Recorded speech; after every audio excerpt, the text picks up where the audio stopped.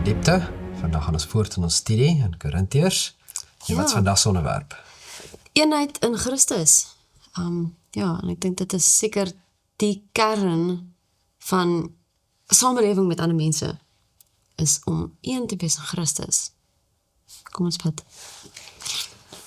Ja, onze Vader, ons sê dankie dat ons hierdie voorreg het, dat ons u woord kan open, en ons vra dat u ons sal lei, u Heilige Gees vir ons sal gee, Here, sodat ons werklik kan verstaan en toepas wat ons leer, Here.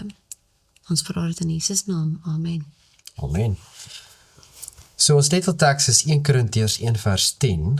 Kan jy dit vir ons lees asseblief? Maar ek vermaan julle broeders in die naam van onze Here Jesus Christus, om almal eenstemmig te wees, en dat daar geen skeuringe onder julle moet wees nie, maar dat julle verenig moet wees in dieselfde gesindheid en in dieselfde mening. Nou ons gaan daai teks 'n paar keer weer deurgaan deur hierdie studie.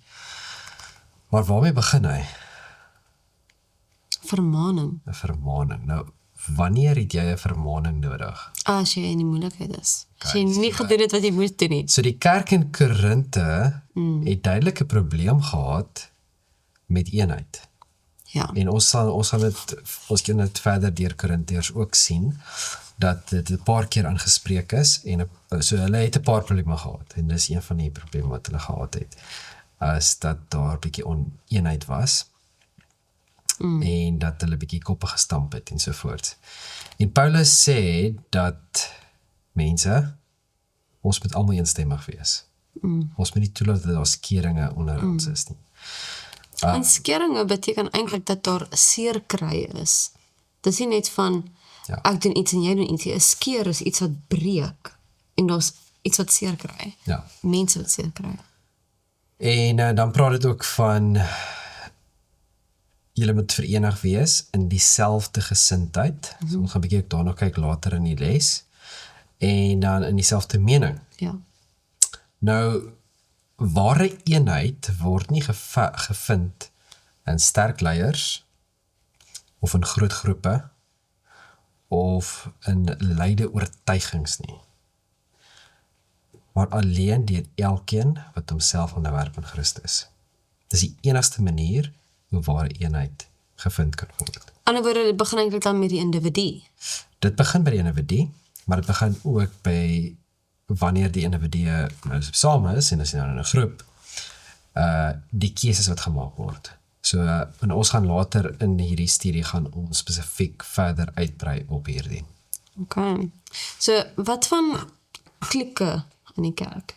Mense wat net goed klik. Soos, jy kom oor die weg met mense. So kom ons kyk gou wat daar aangaan. 1 Korintiërs 1 vers 12 tot 17. Ek bedoel dit dan, elkeen van julle sê, ek is van Paulus, en ek van Apollos, en ek van Cephas, en ek van Christus. Is Christus verdeel? Is Paulus miskien vir julle gekruisig? Is nogal hierdie tong in die kies wat hy gooi. Of is julle in die naam van Paulus gedoop? Ek dank God dat ek niemand van julle gedoop het nie, behalwe Crispus en Gaius, sodat niemand kan sê dat ek in my naam gedoop het nie.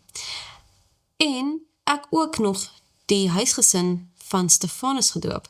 Verder weet ek van niemand anders wat ek gedoop het nie, want Christus het my nie gestuur om te doop nie, maar om die evangelie te verkondig, nie met wysheid van woorde nie, sodat die kruis van Christus nie verydel mag word nie.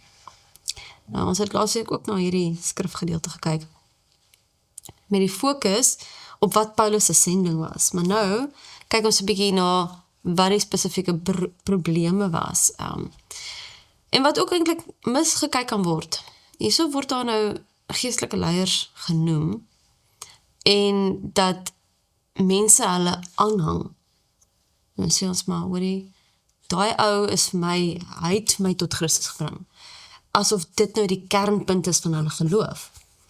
So, wat is die gevaar dan om 'n spesifieke prediker of 'n geestelike leier aan te hang? Wat se gevaar is daar? Net oor die algemeen.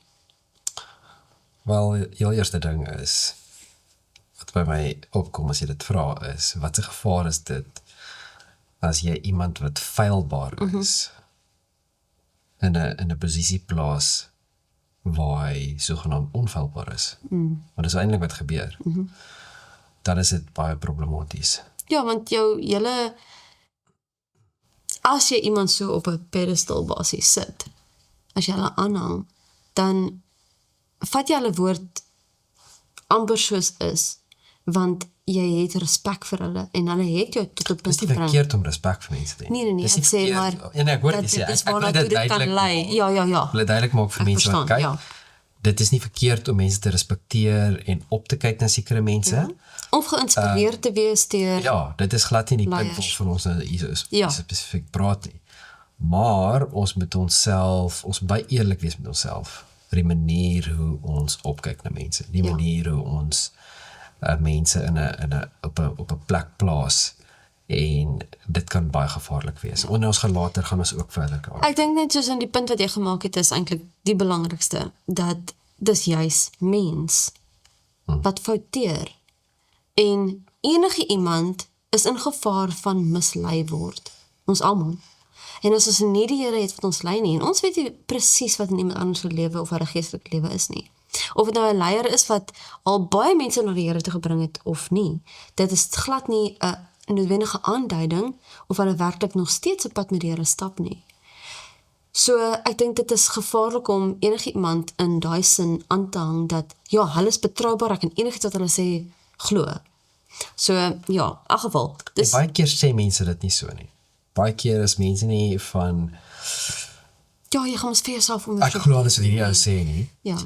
Maar baie keer word dit op 'n manier gestel dat, maar so en so dit gesê. Verstaan jy? So, wanneer ek Hulle het dit dan gesê, hoe anders dan nou? Ja. So byvoorbeeld, dit is die leier by jou selgroep of by jou kerk, die predikant wat ook al, maar hy het so gesê dan, dit is Dit so. moet dan sekerlik so Verstaan jy? wees. So, baie jy gestel. kan nie, jy moet baie versigtig wees, want ons almal maak foute. En, ja, dit is ook om ons moet vaswees op die woord.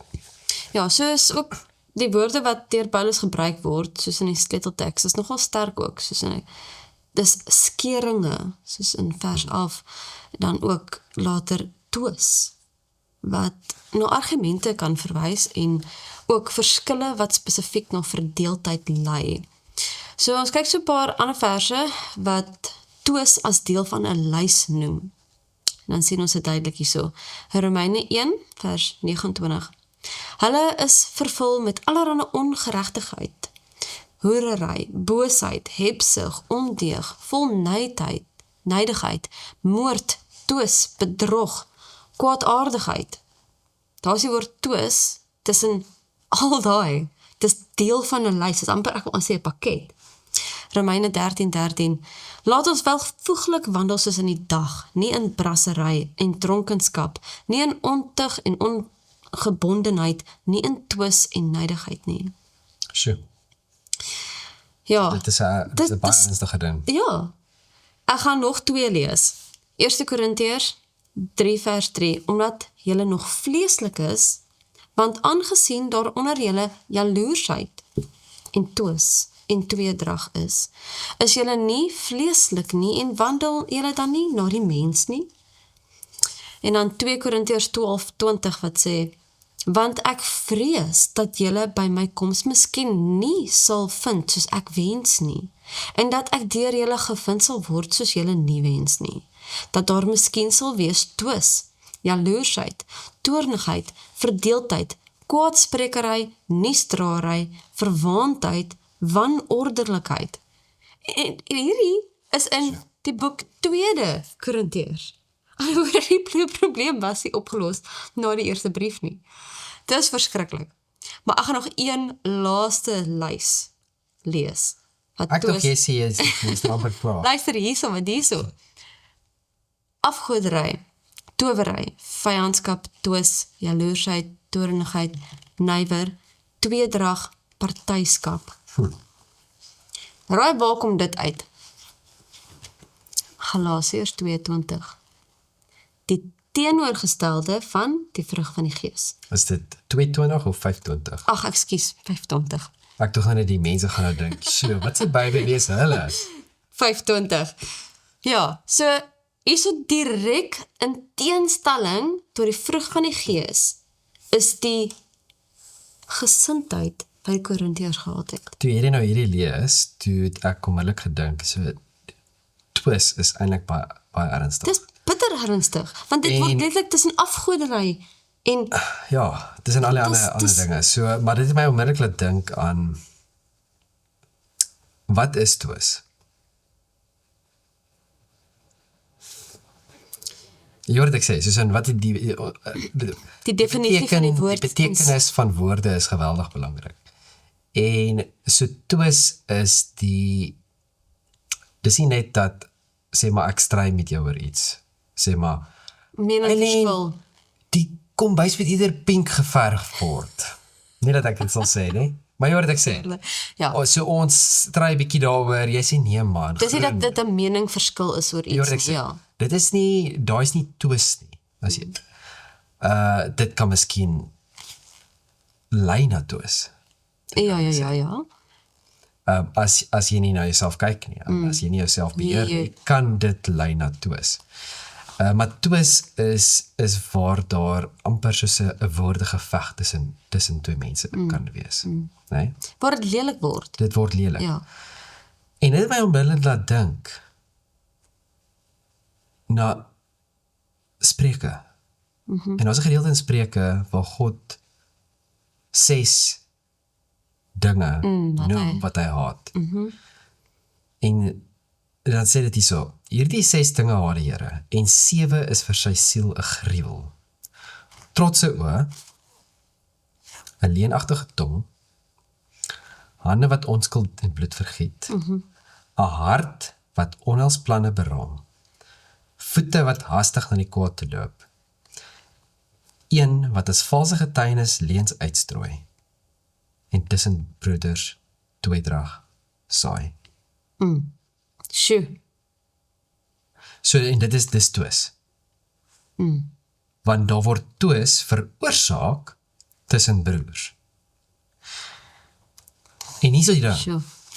So ek het vandag 'n ding raak gelees waar iemand, hulle gaan hierdie moeilike tyd, en daar was vir die persoon gesê dat, jy weet, hy moet pas op, want net gebeur so iets met hom,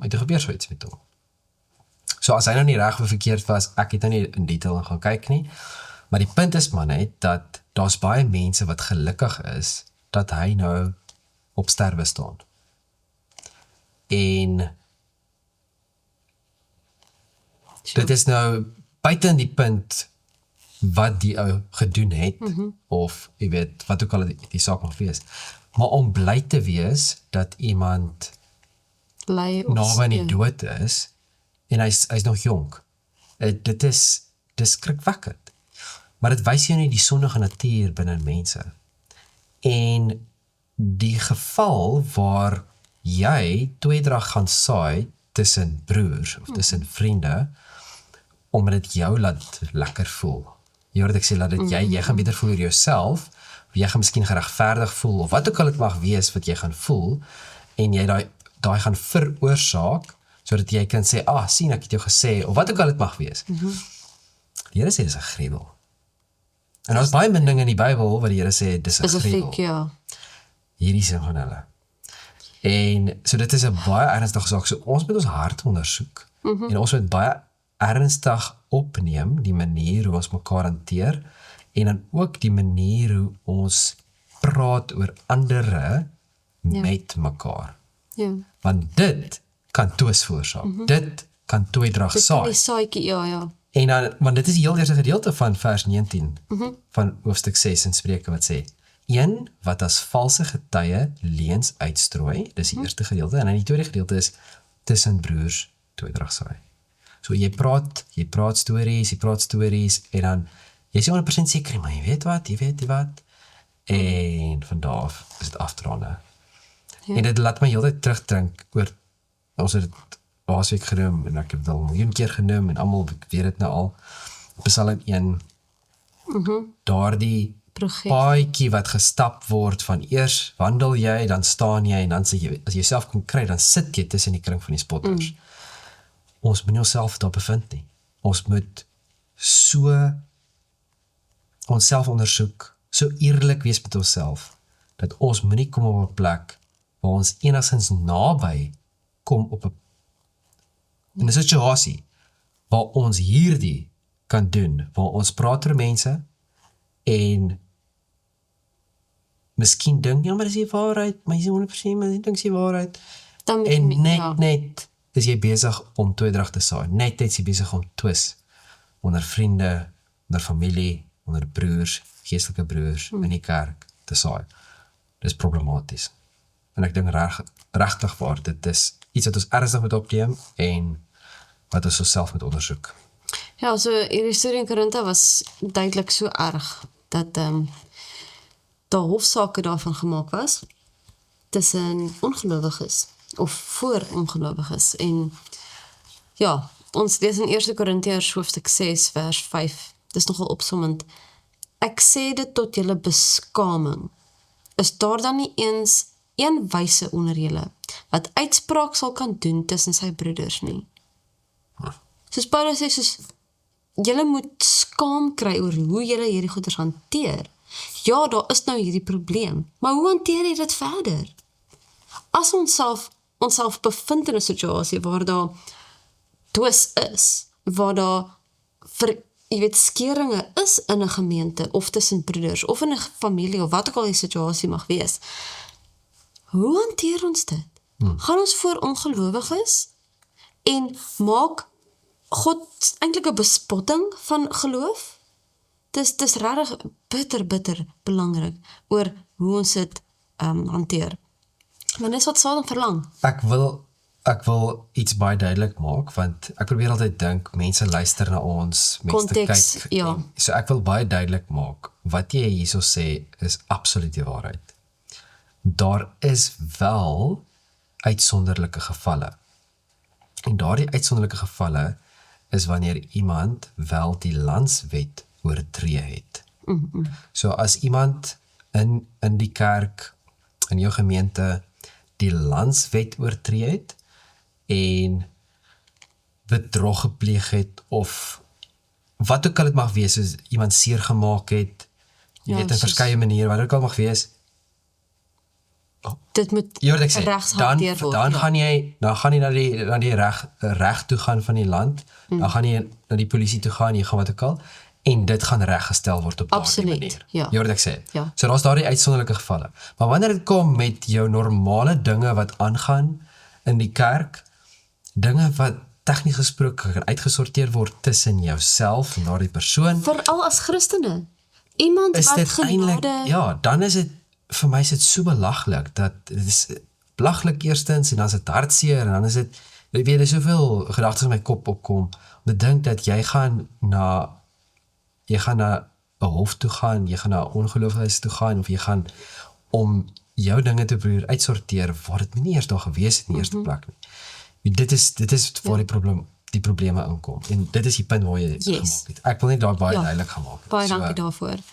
Ja, soos, as ons nou kyk, want Satan se doel is om oneenigheid te saai, maar op 'n manier om mense seer te maak en om God se naam oneer te bring. So as hulle as mense wat nie glo sien, maar dit is hoe Christene optree. Dit is hoe Christus verteenwoordig word.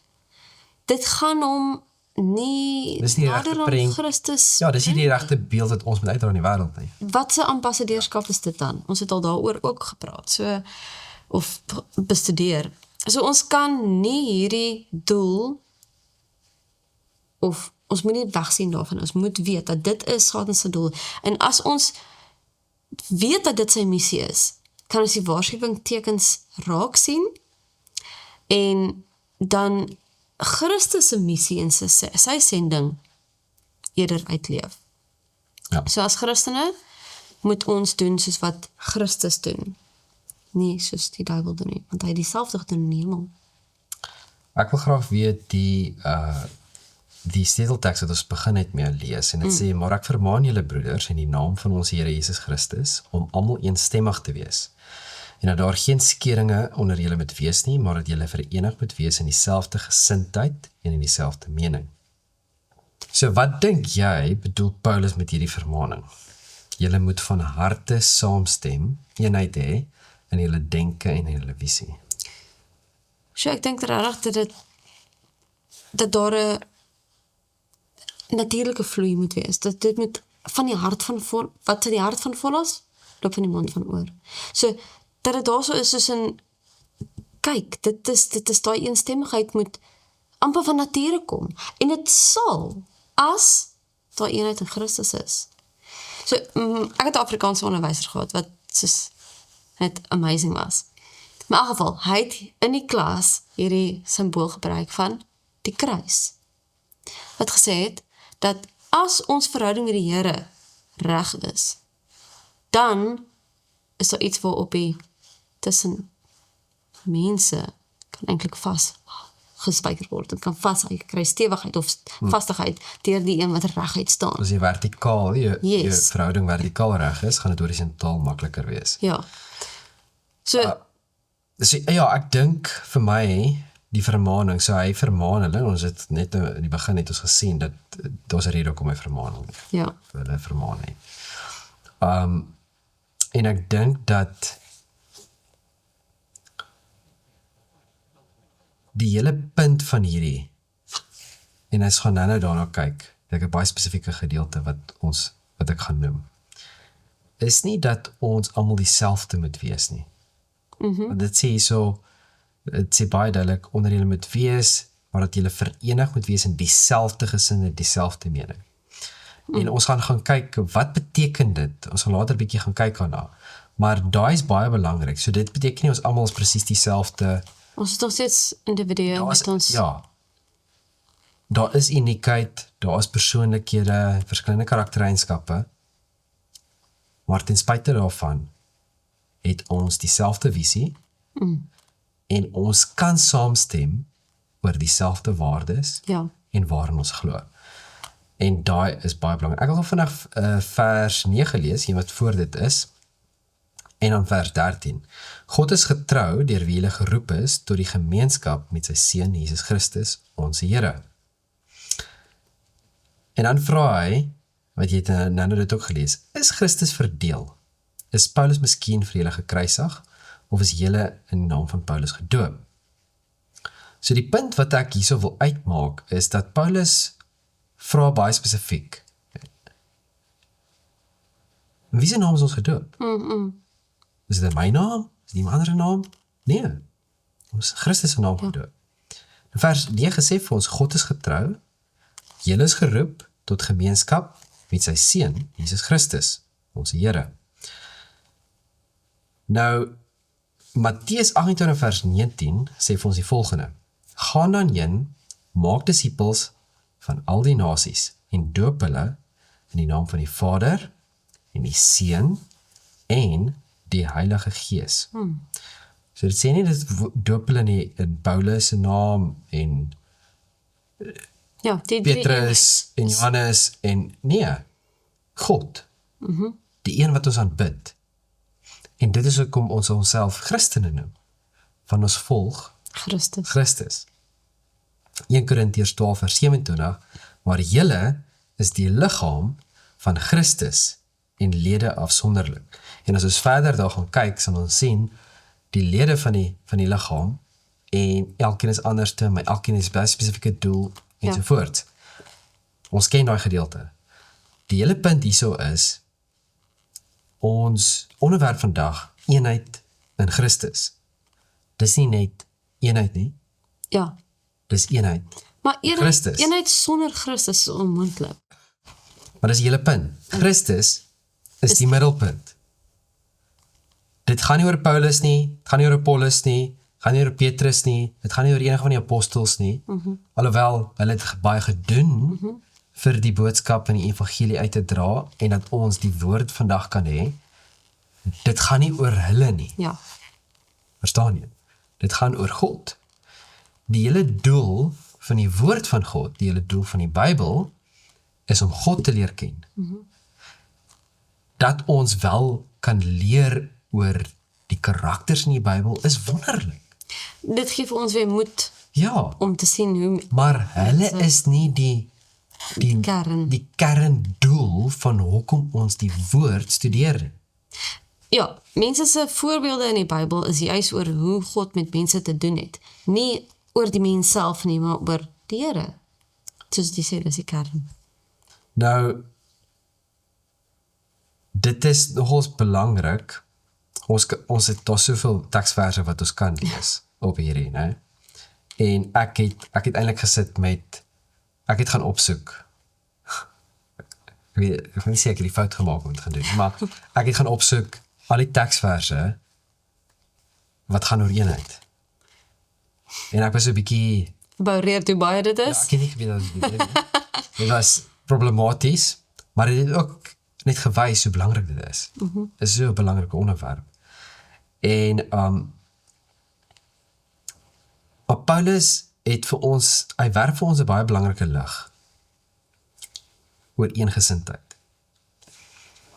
En die onderliggende Griekse woord wat uitkom in vers 10 is katartiso, as ek dit nou reg uitspreek.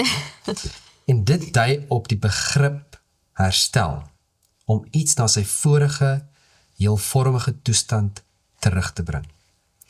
En dit het my laat dink, wat is die doel hoekom ons die woord studeer? Wat is die doel hoekom Jesus aarde toe gekom het?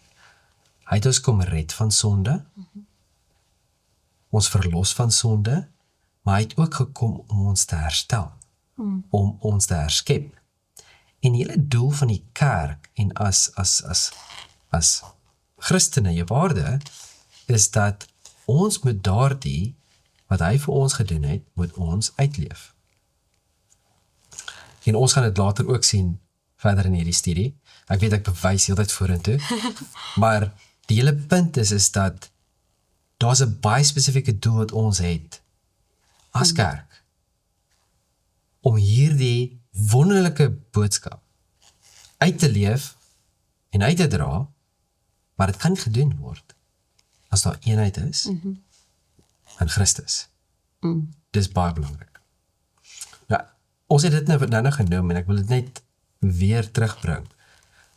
As daar vandag gekyk word na jou kerk, na jou selgroep, of selfs in jou persoonlike, geestelike lewe, draai dit miskien om 'n spesifieke persoon, of meer as een persoon. En ek wil hê mense moet baie eerlik wees. Jy moet gaan kyk. As daar miskien iemand in jou gedagtes opkom, as daai persoon heeltemal uit die prentjie verwyder word, gaan ek nog in die oggende stiltyd tyd hê? Gaan ek nog kerk toe gaan? Gaan ek nog na die Bybelstudie toe gaan? Gaan ek dit nog steeds ernstig opneem, as daardie persoon nie met deel is nie? Wat van as daai persoon heeltemal, gaan ek nog steeds gaan? ja, maar wat is daai persoon heeltemal sy geloof verloor? Hoe gaan dit my beïnvloed? Gaan ek my geloof verloor? Maar wat is daar iemand is wat wonderlike prediker, wonderlike spreker, en jy kyk so op na hierdie persoon, en hy is jou mentor, en hy is alles, en dan hoor jy eendag, kry jy die boodskap, hy het atheïs geword. Verstaan nie, soos in, gaan dit jou geloof uit jou uitslaan, dat jy soos in, ek weet nie meer wat om te doen nie, ek weet nie wat om te glo nie. Vra jy, hoe gaan jy optree? Gaan jy hard, ja, ons moet hartseer wees, want dit is hartseer. Verstaan jy, miskien kan jy met hom gesels, wat ook al het mag wees, maar die punt is, hoe affekteer dit ons? En ek dink dit is baie ernstig, ons moet dit hierdie baie eerlik met onsself wees, want dit gaan die antwoord wees op my volgende vraag. Wie is werklik die middelpunt van jou en my geestelike lewe? Is dit werklik Christus? Of is daar ander mense wat miskien daar ingekom het oor tyd? Dat hulle my geestelike lewe so affekteer, dat hulle as ook daar net negatief miskien iets gebeur, dat dit my geestelike lewe uit mekaar het kan ruk. En ek dink ons moet dit baie ernstig opneem?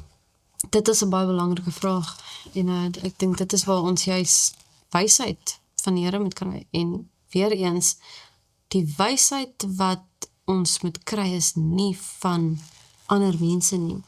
As ons kyk na Salomo, die Here het vir hom wysheid gegee, maar dit kom nie van hom nie. Dit is 'n gawe wat hy gegee het of ontvang het en ons kan ook daarvoor vra. 1 Korintiërs 3 vers 1 tot 4. En ek, broeders, kon met julle nie spreek soos met geestelike mense nie, maar soos met die vleeslike, soos met klein kinders in Christus. Ek het julle met melk gevoed, nie met vaste spys nie, want julle was nog nie daartoe in staat nie. En julle is nou nog nie daartoe in staat nie, omdat julle nog vleeslik is. Want aangesien daar onder julle, Jesus daai, jaloersheid en twis en tweedrag is julle nie vleeslik en dan wandel nie julle nie na die mens nie? Want as die een sê ek is van Paulus en die ander ek van Apollos, is julle nie vleeslik nie. So, hier sien ons in vers 4 die rede, waarom Paulus spesifiek nou gesê die onvolwassenheid hierso, op leiers. Dis waar jou verkeerde fokus was. Maar het is verskriklik om te dink dat Paulus sê so direk, julle is soos babiekies. Julle is nie in staat. En ek bedoel, obviously praat met volwasse mense, wat, ek wil amper sê, dis nie dat hulle intellektueel dit nie klik nie, maar dat het geestelik nie 'n impak maak nie. Maar ja, so geestelike onvolwassenheid, ek dink ons as ouers kan sien, dat as jy 'n babiekie vashou, hulle is fisies nie in staat om ander kos as melk te verteer nie. En dit sal hulle eintlik siek maak, né? So, die las op die sisteem sal skade doen. Maar as ons geestelik kyk, so as die basiese fondasie nie gelê is nie, beteken dit dat enige waarheid wat dit gaan eintlik half skade veroorsaak en twis kan veroorsaak omdat die fondasie nie daar is nie. En ek dink ook die ander kant dit is, wat van as jy nou vat, jou kind groei nou, word groot, en die baba groei en ouderhand is en nou nie meer 'n baba nie, maar jy hou net aan net vol melk gee. En jy hou net aan net, en ouderhand is die kind al 5 jaar oud, maar hy of sy eet geen ander kos, en is net melk. Ja, kyk, Jy hoor wat ek sê? net om 'n paar probleme op te noem, is dat daar gaan beslis 'n bietjie voedingsstowwe missing wees, daar gaan nie genoeg, en die arme ma, wil ek nou by sê, nee. Dis seker wat hy sal dink van. Maar ek het net gedink, Jy weet, daar's 'n rede hoekom ons tande het. ja, Daar's 'n rede hoekom hierdie spiere verkou, eintlik, dit het te doen nie net met jou gesigvorm nie, maar soveel spiere wat gekonnekteer word aan hierdie, né? Jou nek, al daai, dit is eintlik ongelooflik hoe God het alles so perfek ontwerp, dat dit is deel van 'n ontwikkeling vir menswees, ek wil amper sê, spraak. As jy nie kan kou nie, word jou spraak geaffekteer, jy weet? so daar's baie, die hele punt, ons kan nou lank daar Ja, pas, skiet, maar die hele dit nie punt van die- is dat daar soke gedeelte waar Paulus spesifiek sê, dat julle is nog net met die melk, julle kom nie by die vaste kos nie. Ja, En dat, wat beteken ook, daar moet vordering daar plaasvind. moet groei plaasvind. Want as daar nie groei nie, beteken dit dis dood. Ja, As 'n boom daar's nie 'n groei nie, probleem. is net, of as jy iets plant, en hy kom op 'n punt, en hy stop net daar, beteken dit, weet jy, daar's iets fout. Verstaan nie? En die volgende ding is die dood. Weet jy, dit laat my nou dink aan, ons het een keer daai 40 days wild challenge gedoen, en dit was, daar's 'n mooi beeld daarin, van hierdie ou wat 'n boom geplant het, en die boom wil net nie groei nie, hy bly maar net so klein, of ook al so klein, en hy het vir hom gesing, en hy het water gegee, en hy het vir hom soos allerhande goeie gedoen, nou. En die boom, hy raak net so vies, hy doen al hierdie moeite, hy letterlik sing vir die boom, en hy wil net nie groei nie. En hy raak kwaad, en hy skop die boom, en raai wat skop hy los? Die tag, Wow. en weet jy wat daarop staan? 'n dwarf. Dit is Dit 'n bonsai boompie. Dis 'n boompie wat nie veronderstel, hy's nie gekweek om groot te word nie. En die hele punt wat hy gemaak het, dis nie so met ons nie. Ons is gemaak om te groei. Ons is gemaak om daai vordering te ervaar. So, geestelik as ons nie daai moeilike dinge kan aanvaar nie, is daar nie groei nie. As ons nie die moeilike goeders dan, ja, dit gaan ons laat verward word. So, ek kan net my indink dat daar by vers 2 waar Paulus sê dat hulle is nie in staat om dit te verstaan nie, of in staat om meer as melk te kan verstaan nie. Soos ek dink dit moes baie hard geslaan het. En ek dink die doel was juis om hulle 'n baie duidelike bewusmaking te gee dat hulle dink hulle is volwasse, maar hulle is nie.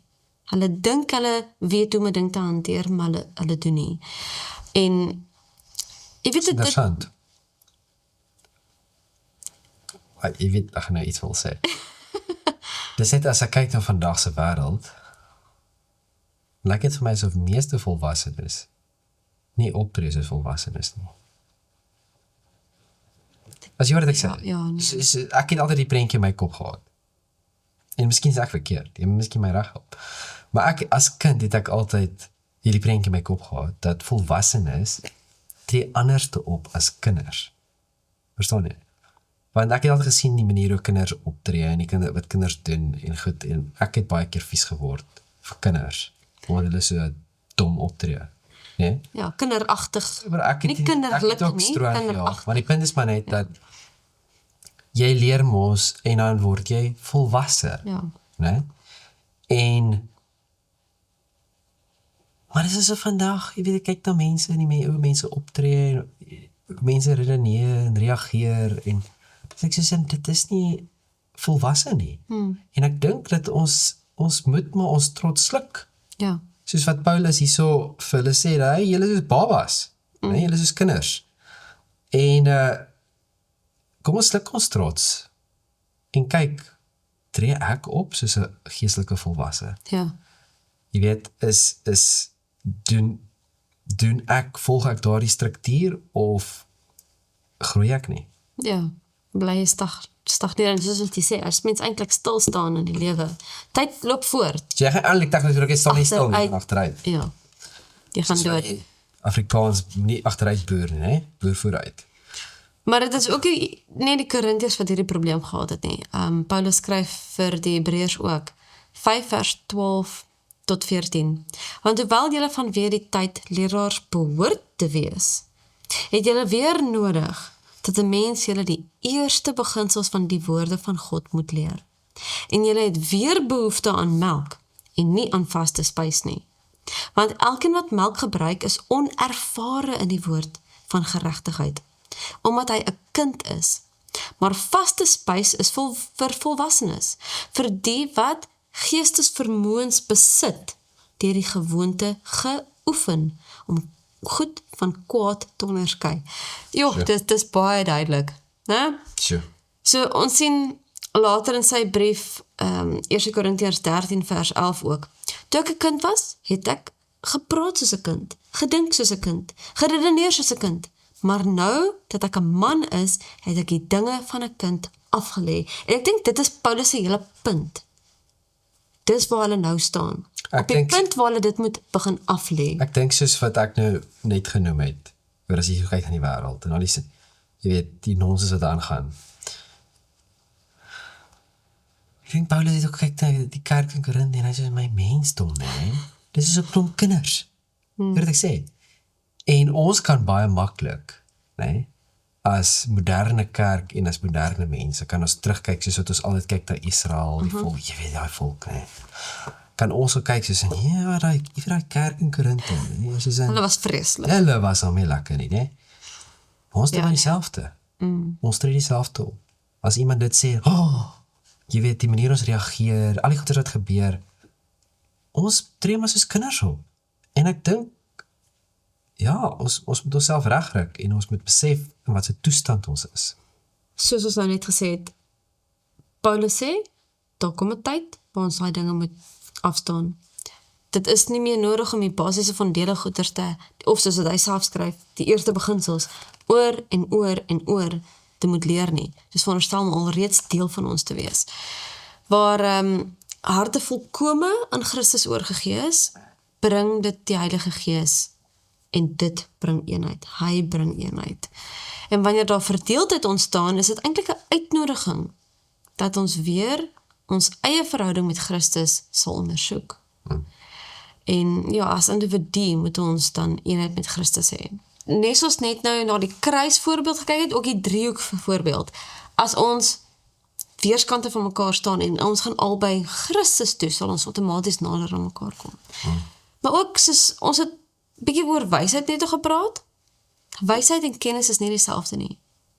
As ons net 'n Wat is die klomp verskil tussen inligting, wysheid en kennis? Verduidelik jy nou vir ons. nou is daai lekker voorbeeld van 'n tamatie, is 'n vrug, mens sit hom nie in 'n vrug te slaai nie. So, Jy die kennis is om te weet wat tomaties 'n vrug en wysheid is om nie in 'n vrug te sluit te sit nie. Ja, maar almal ken daai voorbeeld al. Die punt is net dat kennis is 'n klomp inligting. Wysheid is die toepassing daarvan. En hoe? Ja, hoe moet te Hoe moet te doen? Hoe moet te doen? Op die regte tyd te doen? Dis ja. Al daai dinge, Dis né? die toepassing van die kennis. So ja. Nou, ons gaan 'n bietjie kyk na leierskap. Want ons het nou gesien dat daar is baie keer mense wat na opgekyk word. In 'n kerk opset, of as dit in 'n groep is, of 'n Bybelstudiegroep, wat ook al dit mag wees. Daar is normaalweg, is daar leierskap. En daar's 'n gedeelte wat ek baie graag wil lees. Jesus het die disippels geroep. Die apostels geroep. En hierdie gedeelte is spesifiek daarop, en dit sê die volgende: die disippels wat Jesus geroep het grootliks van mekaar verskil. Sal die saamstem daarmee? Ja. Hulle het nie dieselfde persoonlikhede, gewoontes, opvoeding, temperament of lewenservaring gehad nie. Onder hulle was mense wat van nature nooit noodwendig sou saamwerk of hegte vriende sou word nie. Jesus het hulle egter saamgeroep sodat hulle deur hom en in hom deel van een geestelike familie kon word. Sy liefde vir hulle sou liefde vir mekaar in hulle harte wek. Sy onderrig sou hulle verskille harmoniseer en hulle tot eenheid bring totdat hulle een van denke, oordeel en gesindheid kon wees. Die Heilige Gees sou nie hulle individuele persoonlikhede vernietig nie. Hy sou hulle harte verander en hulle besondere gawes so rig dat hulle saam die werk van Christus kon bevorder. Ja, Nou, beautiful. dis die hele punt. Dis wat ek nou genoem het. God wil hê ons almal presies dieselfde wees. Dan is ons die punt. Maar dit is ook hoe God ons die mens geskep het. Almal is verskillend, almal is anders. Elke persoon wat gebore word is 'n nuwe, unieke persoon. En ja, Dis hoe God die mensdom geskep het. Is uniekheid. En is mooi. En is wonderlik. Dis wat God wil hê. Maar die valsheid of die leuen, ja. dat ek het so stel, die leuen wat so rondgaan, en ek het dit al genoem in die verlede, maar ek gaan dit weer 'n keer noem, wat so rondgaan, veral in vandag se tyd waarin ons leef, is hierdie, ons moet eenheid hê in diversiteit. En dit klink so mooi. En dit mag waar wees in 'n sekere mate. Maar dit wat dit voor gebruik word, is problematies. Kyk, waar dit eintlik Want dit is, ja, dit hele Is die punt liggaam. is, soos wat ons nou hierso gesien het, is hulle almal anderste. Hulle is individue. Hulle eie persoonlikhede, hulle eie karaktereienskappe, hulle eie talente, hulle eie gawes, né? Dit is almal uniek. Dis daar waar die diversiteit in kom. Yes. Né? Maar die probleem is die wêreld vandag en die moderne kerke en die moderne teologie van vandag vat die woord diversiteit en dit maak dit so breed Ja. dat dit voeg miskien ander denkwyses in en ander waardes en ander, wat ook al dit mag wees, geloof, wat ook, weet alles wat jy kan aan dit sluit dit alles in. En dit is waar die probleem aankom, want daar die twee kan nie klop nie, dit kan nie by mekaar uitkom nie, want jy kan nie eenheid hê, wanneer jy nie dieselfde denkwyse het nie dieselfde doel het nie, en nie dieselfde waardes het nie, en nie in dieselfde persoon glo nie. Dis ons sleutelteks. Maar julle moet verenig wees in dieselfde gesindheid en dieselfde mening. So, In die naam van ons Jesus Christus. ja. So die hele punt wat ek nou wil by uitkom, is dat hierdie gedeelte wat ek nou spesifiek op fokus, is leierskap. En dit is baie belangrik, die leierskap wat ons moet hê, en as jy leier is, wat jy moet doen, om seker te maak dat jy self op die regte manier dinge doen, en op die regte plek is.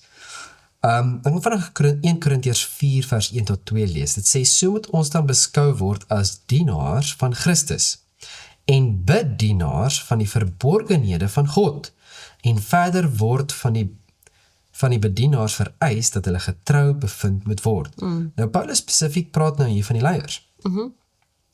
En wat sê dit? Wat is hierdie leiers? Bedien. Dis 'n dienaar van Christus. En bedienaars van die verborgenhede van God. So, ons moet die mense dien, maar voordat ons die mense kan dien en 'n leier kan wees, wie moet ons dien? God. Christus. Ja. En dan wat moet ons dan doen? Ons moet hulle leer van God.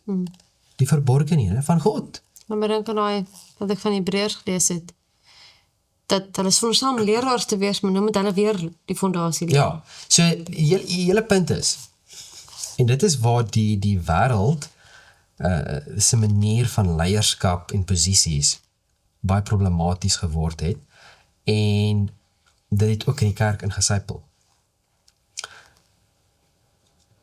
Wanneer jy in 'n magsposisie wil wees, wanneer jy in 'n leierskapposisie wil wees, wat is jou motief en wat is jou rede? Want as dit enigiets iets anders te is om 'n dienaar te wees, om Christus beter te leer ken, en om God se karakter uit te leef en uit te dra, Dan is dit eintlik, dan mis jy die punt. dan is dit En as selfs. jy self kan ondersoek doen, en jy besef dat hier is deel daarvan nie, bedank. Bedank. Want anders maak Want jy jy eintlik mis die punt, jy gaan nie strooi aanjaag, jy gaan net soveel moeilikhede veroorsaak, wat daar in die eerste plek nie hoef te om God se gewees het. mense te dien, sy naam te eer. Dit is problematies, en dit kom nou by die volgende gedeelte wat ek graag wil deel, en dit is Filippense 2 vers 1 tot 8, en ek wil dit graag lees, en dit sê, as daar dan enige troos in Christus is, as daar enige vertroosting van die liefde, as daar enige gemeenskap van die gees, as daar enige innige tederheid en ontferming is, maak dan my blydskap volkome deur eengesind te wees en dieselfde liefde te hê, een van siel, een van sin. Moenie iets doen uit selfsug of uit ydelle eer nie, maar in nederigheid moet die een die ander hoër ag as homself. Julle moet nie elkeen na sy eie belang omsien nie, maar elkeen ook na die ander sin, want hierdie gesindheid moet in julle wees, wat ook in Christus Jesus was. Hy, wat in die gestalte van God was, het dit geen roof geag om aan God gelyk te wees nie, maar het homself ontledig deur die gestalte van 'n diensknegt aan te neem, en aan die mens gelyk te word, en in gedaante gevind as 'n mens, het hy homself verneder deur gehoorsaam te word tot die dood toe, ja, die dood van die kruis. En as hierdie gesindheid nie in ons kan wees nie, dan mis ons die punt. En as 'n leier, as hierdie gesindheid nie in jou is nie, bedank. Ek's ernstig. Ja. Jy kan nie in daardie posisie wees nie, jy kan nie in leierskapposisie wees, as jy nie bereid is om te dien nie. As jy nie daar is om gesien te word, of wat ook al jy Of mag moenie daar wees, beheer te hê eerlik van maar, of- dit is nie die doel daarvan nie. Hier is nog 'n baie belangrike gedeelte wat ek graag wil deel, en dit kom uit die boek Helende Hand uit, en dit sê die eenheid wat tussen Christus en sy disippels bestaan, vernietig nie die afsonderlike persoonlikheid van enige een nie. Christus en sy volgelinge word nie een persoon of een identiteit nie. Hulle is een in doel, een in denke en een in karakter. Hulle deel dieselfde liefde vir waarheid, dieselfde begeerte om God te verheerlik en dieselfde toewyding aan sy wil. Tog bly elke mens 'n afsonderlike, verantwoordelike individu. Dis baie mooi opsomming.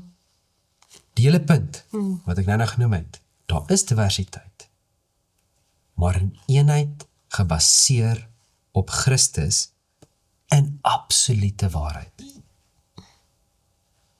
Dis die punt.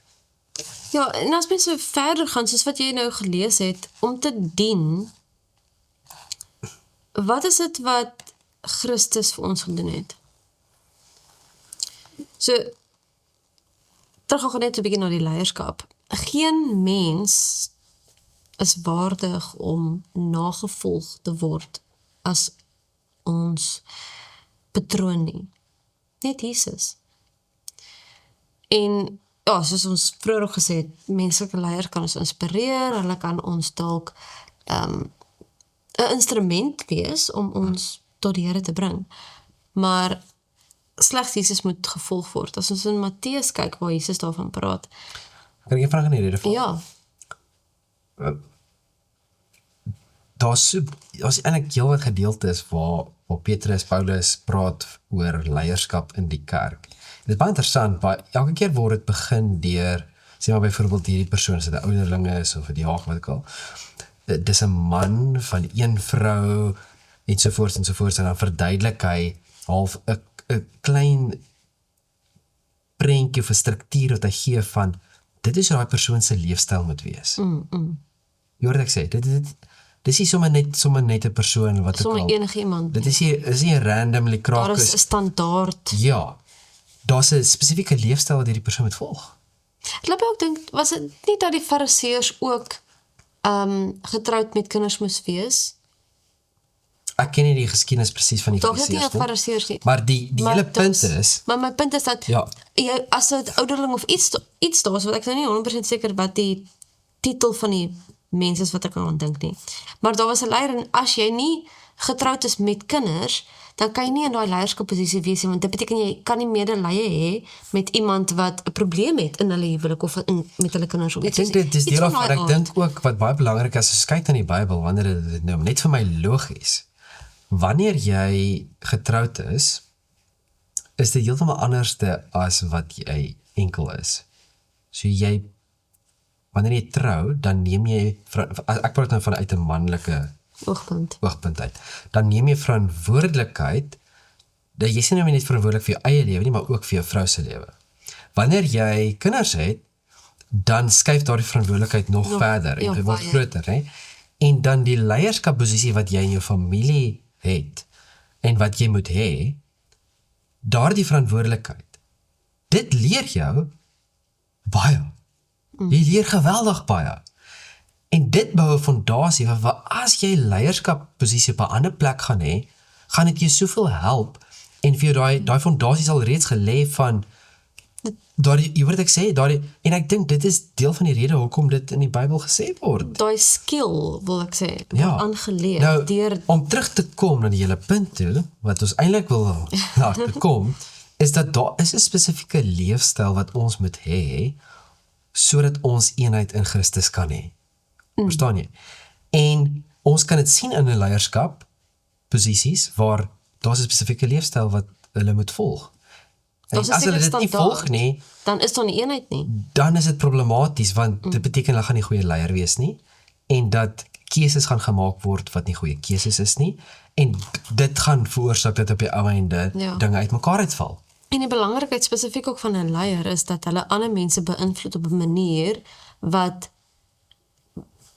baie groot verskil kan maak in 'n positiewe of 'n negatiewe rigting. So net die leefstyl van 'n ware leier praat Jesus van in Matteus 20 vers 25 tot 28. Maar Jesus het hulle na hom geroep en gesê: "Julle weet dat die owerste van die nasies oor hulle heers en die groot manne oor hulle gesag uitoefen. Maar so moet dit onder julle nie wees nie.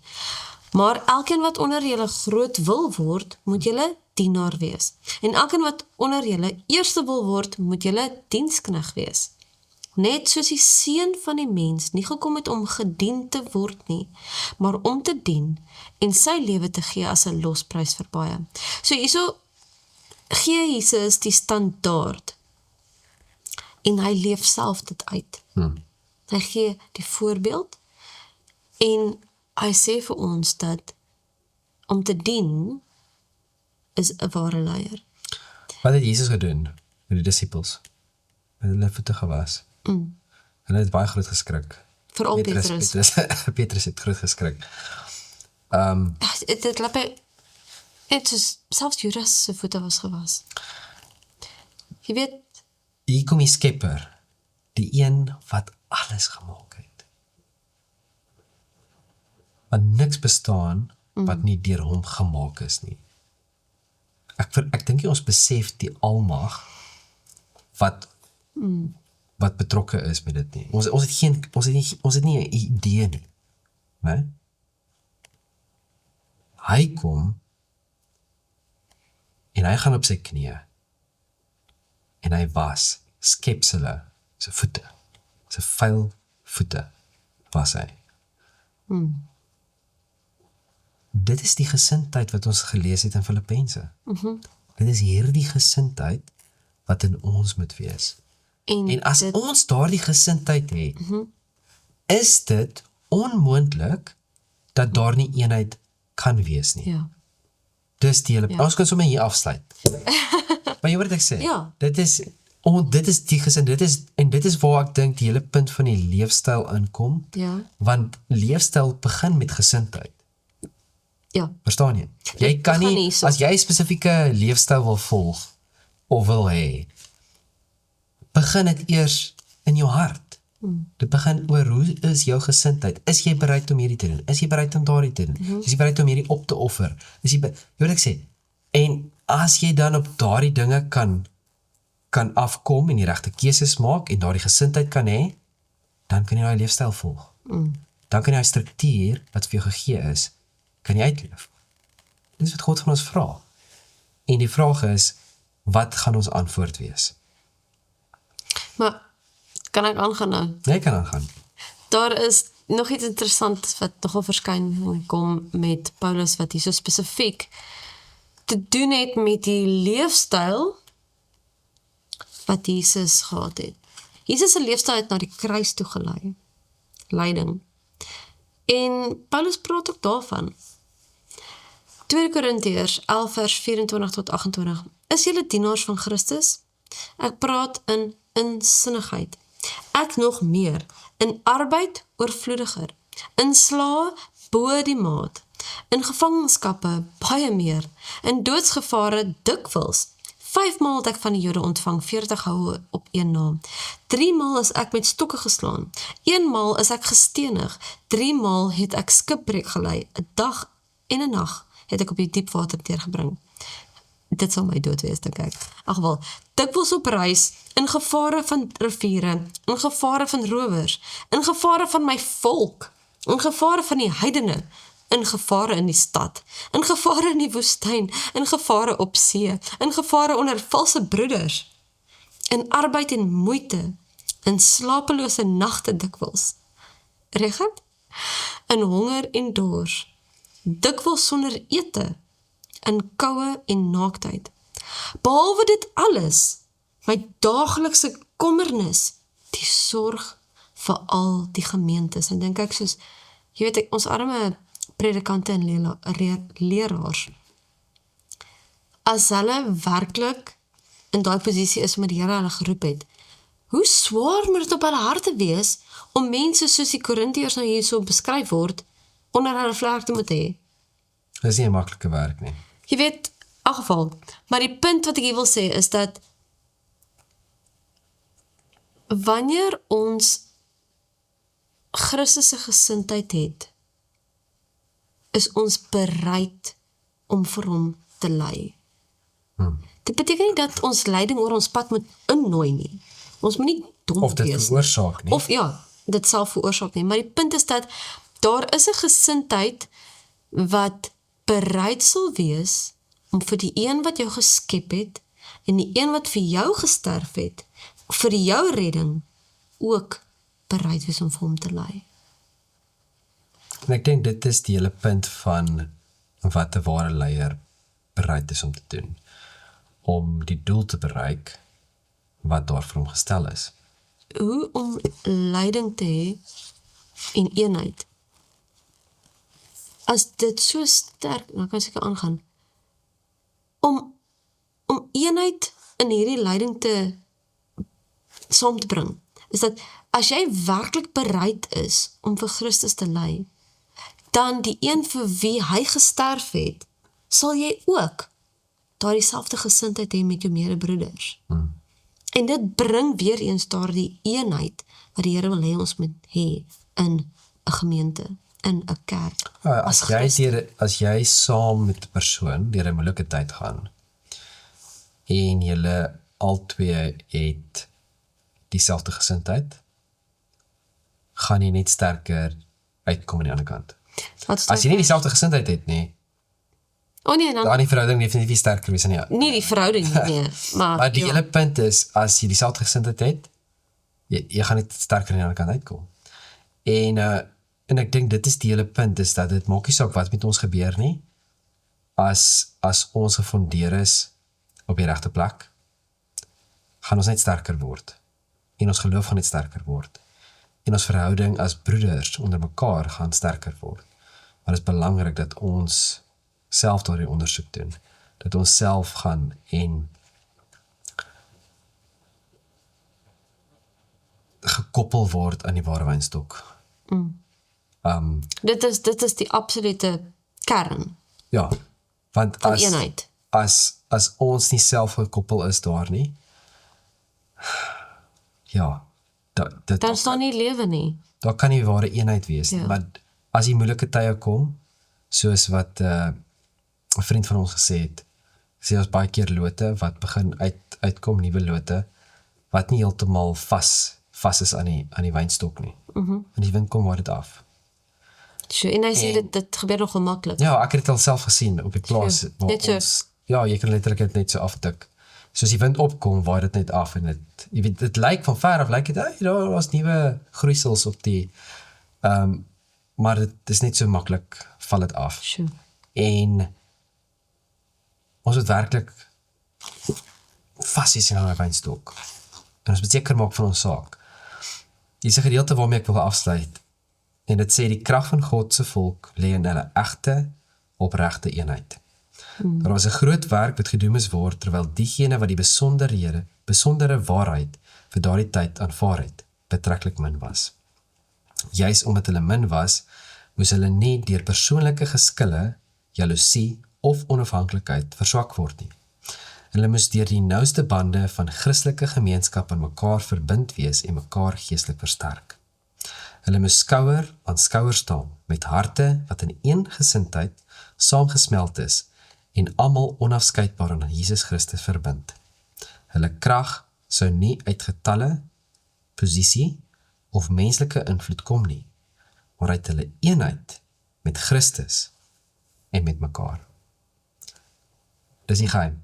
Dat bedink ook Gideon. Dit is die geheim. As jy ware eenheid wil kry in jou lewe, in jou besigheidslewe, maar spesifiek in die kerk, dis die geheim. Een gesindheid. En kom ons reflekteer, kom ons wees eerlik met onsself, en kom ons volg hierdie waarhede, hierdie wysheid wat God vir ons gegee het. Here, dankie vir die woord. Dankie dat U so genadig is en nie opgee met ons nie. Ek bid asseblief dat ons hierdie waarhede wat ons nou ontdek het uit U woord uit, Here, dat ons dit sal uitleef, dit sal toepas. Here, dat ons dit as leefstyl deel van ons lewe sal maak, Here, dat dit 'n struktuur sal wees wat daagliks van nature sal uitvloei uit ons uit. Dat mense U in ons lewe kan sien. Dat die rede hoekom ons dinge doen, sal wees omdat ons die gesindheid het wat in Jesus Christus was. Dis my gebed.